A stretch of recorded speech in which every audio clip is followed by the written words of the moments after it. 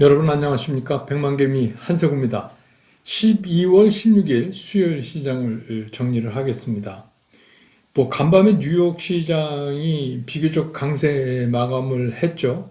그래서 나스닥이 1.25%, 또 S&P 500도 1.29%, 다우도 1.13%에서 강하게 시장을 오랜만에 며칠 만에 강세장으로 마감을 했습니다. 그런데 이제 이렇게 됐던 이유는 우리가 늘 얘기하던 딱 두 가지죠. 하나는 추가적인 부양책에 대한 기대. 이것도 이제 뭐, 운영의 묘를 찾아낸 거겠죠. 그러니까 두 개의 법안으로 쪼개갖고 통과시키려고 하는 거 보면, 미국도 이걸 어떻게 해서든지 정치권에서도 일단락을 져야 된다 이런 생각은 갖고 있는 것 같아요. 예, 그런데 이제 모르겠어요. 이게 어떻게 될지. 그 다음에 이제 FOMC가 우리가 이제 내일 아침이면 그쪽 얘기를 들을 수 있을 것 같은데 이게 이제 유동성을 새롭게 시장에다 주입을 해줄 거냐. 이래서 이 FOMC의 입을 이제 우리가 바라볼 수밖에 없어요. 그래서 이 두 가지의 기대를 걸고 일단 미국 시장이 그렇게 강세로 마감을 했습니다. 그러다 보니까 우리 시장도 당연히 뭐 시작하는데 그렇게 부담감은 없었어요. 일단은 편한 마음. 근데 이제 요즘에 많이 나타나는 현상이지만 개인 투자가들 입장에서는 아, 그래? 그러면 많이 오르면 좀 일부 팔아서 이익 실현하겠다. 그러니까 요새는 그렇잖아요. 지수가 올라가면 개인은 좀 팔고 지수가 마이너스로 떨어지면 개인이 사고 이렇게 하고 있잖아요. 그래서 최근에 움직임을 볼 때, 개인 투자가들은 아침부터 그렇게 덤비진 않았던 것 같아요. 올라오면, 일부분에 한해서 내가 이익 실현을 해놔야 되겠다, 이런 생각들이 상당히 강했던 것 같아요. 그래서 그런지 오늘 이제, 개인은 양시장에서 다 팔았어요. 이거 흔치 않은 경우인데, 코스피에서도, 많지는 않아요. 1385억 순매도를 했고, 코스닥에서도 837억을 순매도를 했어요. 그런데 이제 오늘의 그러면 시장의 지수를 끌어올린 주역은 누구냐? 기관이에요. 기관 중에서도 특별히 금융투자. 우리가 이제 금융투자 이러면 굉장히 단기적인 매매를 많이 하죠. 그리고 연기금 같은 거는 조금 이제 중장기로 끌어가지만 그런데 어찌됐거나 금융투자가 직접적으로 오늘은 좀 발벗고 나섰어요. 그래서 전체적으로는 기관이 한 코스피에서 1983억 순매수, 또 코스닥에서는 629억 순매수 이렇게 보였어요. 외국인들은 코스피에서 한 441억 순매도를 했지만 여기서 우리가 뭘 할 수 있냐면 외국인들이 그렇게 강도가 강한 게 아니에요. 그러니까 외국인들 입장에서는 내일 이제 밝혀질 FOMC 회의의 내용을 확인하고 움직여도 되는데, 구태여 오늘 적극적으로 움직여야 되겠다 하는 생각은 처음부터 없었던 것 같아요. 그래서 외국인들이 오늘 이제 주로 산 종목들, 주요 종목 중에서 보면은 카카오, 네이버 이런 것들은 또 외국인들이 샀단 말이에요. 하이닉스도 사고. 근데 이제 삼성전자는 1573억이나 팔았고, 대신에 삼성전자는 개인이 1265억 사고 기관도 533억을 샀어요. 그 다음에 이제 LG화학, SDI, 2차전지도 외국인은 오늘 산 종목이에요. 삼성바이오로직스, 현대차 이런 것들은 외국인들이 샀습니다. 그러니까 외국인들이 적극적으로 팔지는 않았죠. 또 사는 것도 적극적으로 사지는 않았지만 전체적으로 지금 시장에 참여하고 있는 모든 주체들은 시장이 다 올라갈 걸 바라고 있는 거예요. 그러니까 지금 여기서 과감하게 때려서 물건을 때려서 이렇게 해야 될 이유가 전혀 없는 이 시장이에요. 근데 이제 또 그걸 바꿔서 얘기하면 그래서 내가 먼저 적극적으로 뛰어들어가서 사야 된 이유도 없는 시장이다. 그러니까 시장이 지금 이제 이런 흐름을 보일 수밖에 없는 거죠. 그래서 오늘 좀 이제 움직인 것 중에서는 그린 에너지 관련이나 그동안에 이제 여러분한테 제가 여러 차례 말씀을 드렸잖아요. 이건 약간 시즈널 이펙트랑 비슷해요.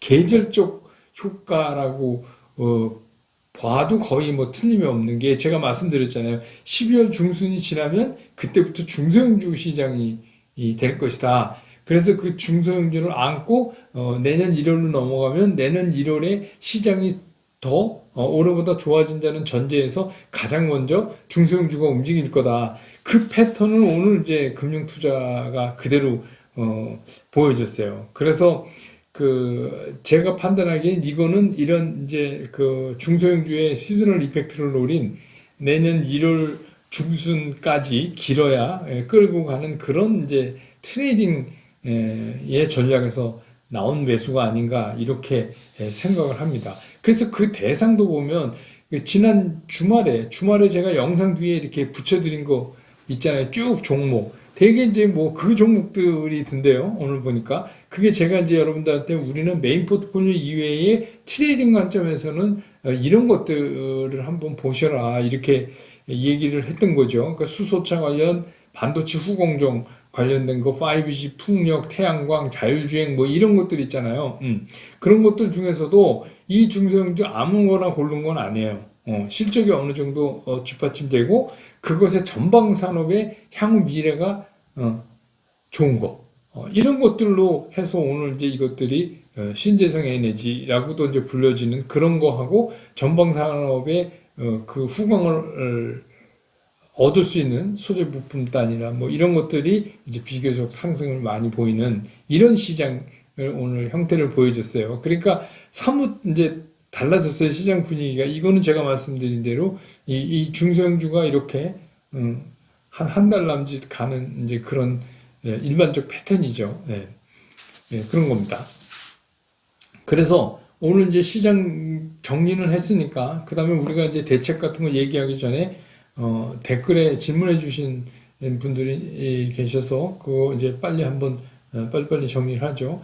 중간지주 회사 요새 많이 나오는데 중간지주 회사 얘기를 하면서 뭐 이게 물적 분할, 인적 분할을 해서 뭐 좋은 거냐 나쁜 거냐 막 이러는데 물적 분할, 인적 분할은 이제 우리가 수없이 얘기했잖아요. 그래서 이게 왜 뭐 어떤 문제가 발생하고 근데 이게 물적 분할, 인적 분할하고는 별개의 문제입니다. 별개의 문제예요. 이 중간 지주사라고 하는 거는 어떻게 보면 이런 거죠. 지주사가 있으면 지주사는 돈을 잘 벌어야 돼요. 그렇죠.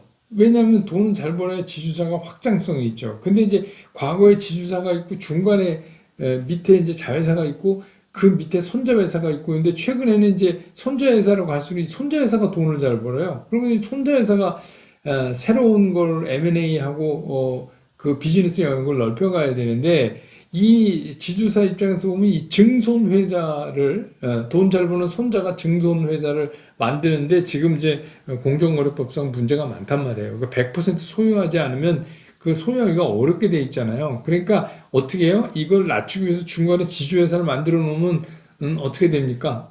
손자가 아들이 되고 아들이 아버지가 되고 이렇게 한 단계씩 올라가잖아요. 그런 이유로 이제 이거를 하는 건데 그 방법의 물적이냐 인적이냐의 그 분할의 방법은 조금 별개의 건입니다. 그렇게 이해해 주시고 이것도 기회가 되면 브런치 카페에서 아주 디테일하게 다시 설명을 내년에 드릴게요. 그 다음에 이제 자사주 매각 얘기를 해주죠. 자사주가 뭔지는 아시죠? 그냥 글자 그대로 자사주예요. 내 회사가 내 돈으로 내 회사 주식을 사는 겁니다. 그러니까 어떻게 해요? 사면 어떻게 돼요? 시장에 그만큼 유통 주식수가 줄죠. 그러니까 좋은 거죠. 주가가 올라갈 수 있는 요인이 되는 거죠. 그런 것도 있고 이제 뭐 나중에 뭐 배당의 문제라든지 여러 가지로 이제 좋은 측면이 많이 있는데 이분은 이제 매각에 대해서 이제 물어오셨는데 이게 소각이 아니고 매각이면 뭐 뻔한 거죠. 자금이 필요한 거죠. 근데 최근에 CJ 대한통운인가요? 그거하고 네이버하고 할 때 CJ 대한통운이 자사주 일부를 팔고 매각하고 네이버인데 그거는 조금 다른 개념입니다. 그거는 약간 수합 개념이에요. 그거하고는 좀 다릅니다. 혹시 그것 때문에 질문하신 거면 그래서 제가 말씀드리는데 그러니까 자사주 매각하면 회사에 돈이 되잖아요. 돈이 들어오잖아요. 그죠? 주식 판 돈이. 그래서 단기적으로는 주식이 유통시장에 공급되니까 주가에는 뭐 좋은 영향 안 줄 수도 있지만 또 중장기적으로 보면 꼭 그런 것만도 아니에요. 그 자금을 가지고 뭔 짓을 하느냐에 따라서 얘기 달라지죠. 신규 굉장히 퍼포먼스 좋은 사업에 진출을 한다거나 그러면 그건 긍정적인 효과가 있다. 이렇게 이제 봐도 되는 거죠. 예. 그 다음에 어떤 분이 이런 질문을 해주셨어요. A 회사가 B 회사를 인수하는데 B 회사가 A 회사보다 실적이 좋다. 그러면 A, B 중 누가 더 올라가겠느냐? 이거는 아무도 모릅니다. 근데 이거는 질문 자체가 완벽하지가 않아요. 왜냐하면 A하고 B하고 합병할 때 중요한 게 뭐죠? 합병 비율이 있잖아요. 그죠? 합병 비율을 어떻게 하느냐? 예를 들어서 B가 실적이 훨씬 좋다? 그러면 B가 유리한 쪽으로 합병 비율이 정해지겠죠? 안 그러면 뭐 그 주주들이 가만히 있겠습니까? 그러니까 이제 그런 것도 따져봐야 되고, 두 회사가 합쳐지면 이게 시너지 효과가 나느냐, 일부분 상쇄 효과가 나느냐, 비즈니스 측면에서 그것도 한번 검토해 봐야 돼요. 그러니까 이거를 뭐 일반적으로 딱 잘라서 이렇다, 이렇게 얘기하기는 굉장히 어려운 문제입니다. 예. 그 다음에 이제 M&A 관련되는 것도 나중에 제가 이제 브런치 카페에서 설명을 드릴게요. M&A 관련된. 그 다음에 퍼라고 얘기한 PER, 주가순위율, PER이 프라이스 어닝 레이시오죠. 그게 마이너스인데 이건 뭡니까? 그냥 한마디로 적자 났다는 얘기입니다. 그러니까 쉽게 얘기하면 주가를 뭘로 나눠요? 당기순이익으로 나누는 거잖아요. 우리가 PER이라는 게. 그런데 이게 당기순이익이란 말이에요. 그러니까 뭐 일반적으로는 PER이 마이너스다 이러면은 뭐 적자 났다는 얘기잖아요. 별로 좋지 않다는 얘기죠. 근데 이제 내용을 좀 보실 필요가 있어요. 여러분들이 그 영업 외 손실을 가장 크게 낸 게 일회성이냐 아니면 이번에 다 떨고 뭐 가야 되는 성격의 거냐 이런 거는 한번 체크해 볼 필요가 있지만 일반적으로 PER이 마이너스다 그러면 적자 기업이다 이렇게 보는 게 좋고 매매 잘 안 하죠. 그래서 이슈는 막 좋고 핫한데 이런 현상이 일어난다 이러면은 뭐 그러게 뭐 투자 경험이 길지 않은 분들은 매매의 대상으로 안 삼으시는 게 낫지 않을까. 굳이 뭐 좋은 기업 많은데 꼭 거기까지 가서 그거 갖고 돈을 벌려고 할 필요는 없다. 이런 생각이 듭니다. 자, 다시 시장으로 돌아오면 이제 시장 참여자들은 지금 이제 이런 거잖아요. 어떻게 보면 미리 온 연말이에요. 연말 휴가가 시장에는 사실 의미상으로 미리 와 있어요. 그래서 뭐 카렌더 베이스로 장이 열리는 날이니까 열리지만 그 누구도 시장에 큰 변동을 주는 그런 거에 주역이 되고자 하는 생각은 다 없어요. 그러니까 보면 파는 것도 뭐 굉장히 수량이 적고 조금만 사면 또 이렇게 올라가요. 조금만 사면 올라간다는 얘기가 뭐냐면 굳이 사서 올리는데 거기다 대고 죽어라고 팔아야 될 이유도 없는 그런 이제 시장이 된 거예요. 다만 이제 시장에서는 뭐냐 이거예요. 2021년이 올해보다 좋다. 라는 거는 컨센서스가 형성이 된 거예요. 공감대가 형성이 돼 있다고 보여져요. 그렇죠. 여러분들도 지금 다 이 백만개미 이거 유튜브도 보시고 주식 투자하시고 이러면서 또 뭐 잠깐 주가가 흔들리고 그래도 뭐 참고 뭐 인내하고 뭐 이러는 게 뭐예요 이유가 내년 가면 꽃피는 봄이 오면 지금보다 더 좋다. 라는 기대 때문에 지금 이제 그러시는 거잖아요. 근데 이제 주식시장에 참여하고 있는 외국인도 그렇고, 기관도 그렇고, 또 개인은 말할 것도 없고, 다 똑같은 입장에 있어요, 지금. 근데 그 누구도 앞장서서 이걸 뭘 하기에는 좀 어정쩡한 시기가 된 거예요. 그리고 이제 마지막으로 이제 FOMC 뭐 이런 데서, FOMC 이런 데서 그 어떤 얘기를 이제 금년도에 크게 유동성 공급을 마지막으로 뭐 선언해 줄까 이런 거에 대한 기대도 있고 그래요. 그러니까 이제 그런 것도 좀 기다려서 그게 터지면 이게 생각보다 이제 연말에 보너스 한번 또 받는 거죠. 이제 그런 입장에서 지금 시장에 대한 기대를 다 하고 있다. 그래서 어떻게 보면 시장은 우리 시장 내부적으로 보면 우리 말씀드리지만 넘어야 될 허들이 아직 남아 있어요. 대주주 회피 물량하고 그 심지어는 종합과세 그러니까 배당 회피 물량도 있습니다, 여러분. 그러니까 우리가 일반적으로 생각하는데 아니 저 사람들 배당을 준다는데 왜 안 받아요? 이런데 안 받는 게 유리한 사람도 있어요. 세금 때문에. 그러니까 그런 물량들도 근데 그런 물량이라는 게 물량이 크잖아요. 예, 그거는 이제 연말 직전에 나올 공산이 아주 커요. 그러니까 근데 그거 어차피 이렇게 스킵하고 넘어가면 내년에 보면 그냥 이렇게 움푹 들어갔다 다시 온 거니까 별 의미는 없지만 아무튼 그때 당시에는 시장에 매도를 하는 물량임은 분명해요. 그러니까 얼마나 올해는 크게 일어날지 그건 모르겠지만 그런 것도 우리 내부적으로 있단 말이에요. 근데 그럼에도 불구하고 시장이 그냥 이게 조용히 이렇게 흘러가다 이렇게 가는 이유는 뭐냐? 그러니까 말씀드렸듯이 시장에 참여하고 있는 모든 주체가 내년은 좋을 것이다. 이렇게 생각한단 말이에요. 그러면 우리가 이제 이런 생각을 이쯤에선 여러분 드실 거 아니에요. 모두가 시장은 올라가길 바라는데, 그러면 이제 해가 밖에서 달력을 이제 이 카렌더를 한 장 딱 찢어놓고 2021년 1월 이렇게 되면 막 오르냐? 시장이. 예, 그때는 우리가 또 새로운 거랑 싸워야 돼요. 아니, 언제 올라? 이거랑 이제 또 싸워야 돼요. 아시겠죠? 뭔지. 예, 여러분들 이제 병만경이 많이 계속 저희 채널을 같이 해오신 분들은 제가 무슨 말씀 드리는지 알 거예요. 그때 되면 우리를 제일 힘들게 하는 게 뭐냐면 아니 언제 오르지? 이겁니다. 왜냐하면 다들 2021년이 좋다고 했기 때문에 지금 2021년 가기 전까지 올해 어떤 일이 벌어져도 다 감수할 수 있어요. 까짓 거 며칠 안 남았는데, 그런데 정작 2021년이 되면, 그럼 우리가 생각하는 막 올라줘야 돼요. 막 올라줘야 돼. 첫날 개장하자마자 그때부터 시작해서 막 달려야 돼요.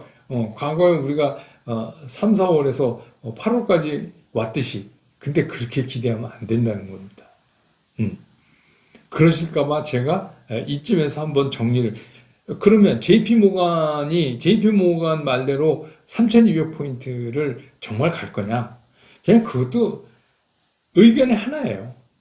그리고 이제 여러분 아시죠? JP 모간의 그 얘기하는 스타일이 JP 모간은 항상 그렇잖아요. 동쪽을 쳐서 서쪽에서 자기네가 이득을 보려고 하는 거 아닙니까? 그러니까 자기네가 무슨 예를 들어서 금이나 은에 투자하고 싶으면 갑자기 비트코인이 전망이 밝다는 등 이따오 소리 하잖아요. 그러니까 비트코인 전망이 밝다.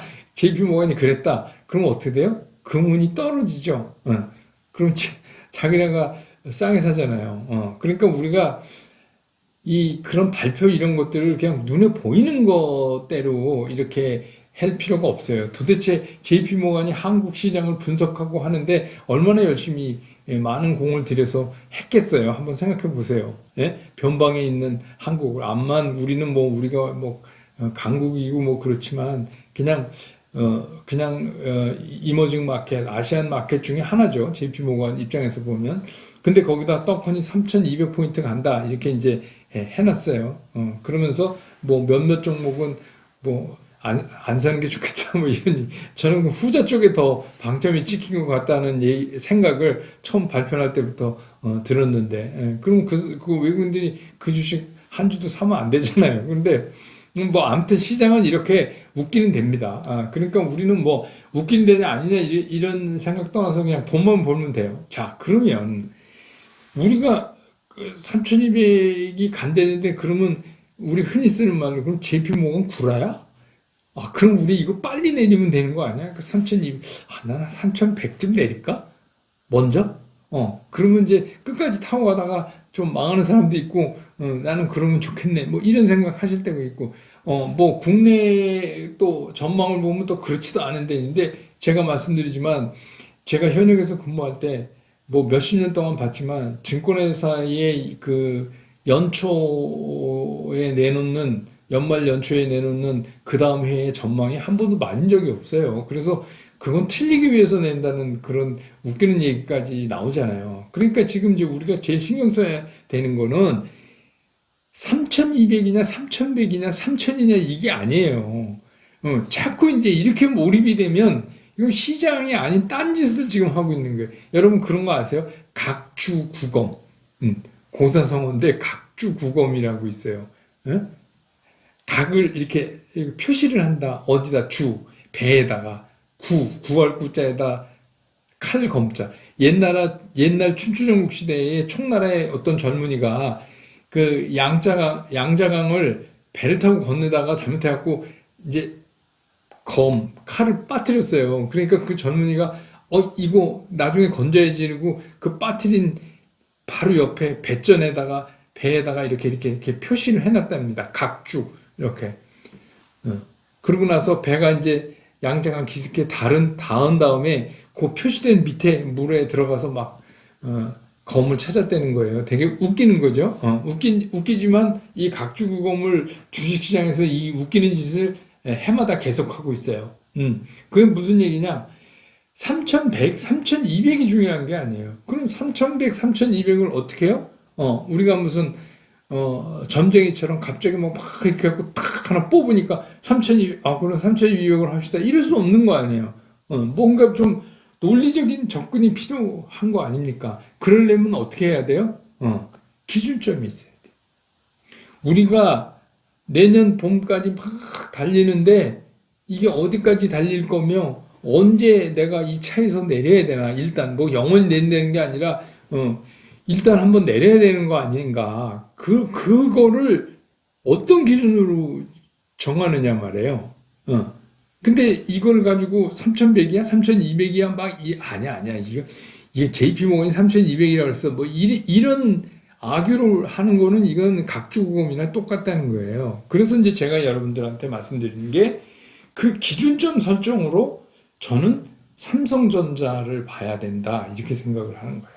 그래서 삼성전자를 투자를 했건 안 했건보다 삼성전자는 굉장히 중요하다. 앞으로 우리 시장에서.